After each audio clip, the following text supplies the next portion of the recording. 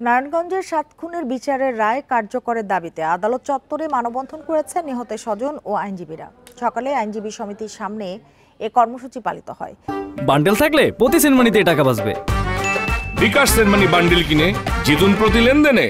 এ সময় বক্তারা বলেন, আওয়ামী লীগের তৎকালীন এমপি নারায়ণগঞ্জের গডফাদার শামীম ওসমান এবং তার দোসর নূর হোসেন বাংলাদেশের একটি প্রশিক্ষিত বাহিনীকে টাকার বিনিময়ে ভাড়া করে প্রকাশ্য দিবালোকে অপহরণ করে 7 জনকে খুন করে। এ ঘটনায় 35 আসামির ফাঁসি ও যাবজ্জীবন কারাদণ্ড সহ বিভিন্ন মেয়াদে সাজা দেওয়া হয়।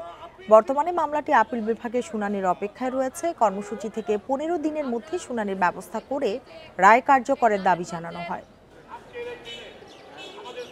এই রায়টা দ্রুত যাতে কার্যকর করা হয়, ওনারা যাতে সেই ব্যবস্থা করে দেন এবং 7টা পরিবারের যে গুরুত্বপূর্ণ মানুষগুলো মারা গেছে তাদের তো আর কখনো ফিরে পাওয়া যাবে না। অন্তত আমরা এতটুকু স্বস্তি পাই যে তাদের হত্যার বিচার হয়েছে। সরকারের কাছে আমাদের অনুরোধ, অবিলম্বে এই মামলাটি দ্রুততার ভিত্তিতে আপিলাইট ডিভিশনে আপনারা এটি নিষ্পত্তির ব্যবস্থা করবেন এবং 15 দিনের মধ্যে শুনানির ব্যবস্থা করে এই রায় কার্যকর করবেন।